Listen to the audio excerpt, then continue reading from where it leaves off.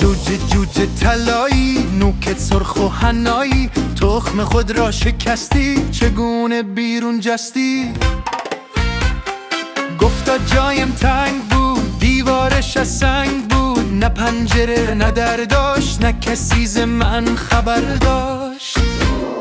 دادم به خود یک تکان، مثل رستم پله‌بون، تخم خود را شکستم، این گونه بیرون جوستم. جوجه پرید بیرون هور، هورا هورا. دادم به خود یک تکان، مثل رستم پله‌بون، تخم خود را شکستم، حالا همه با هم برقصیم.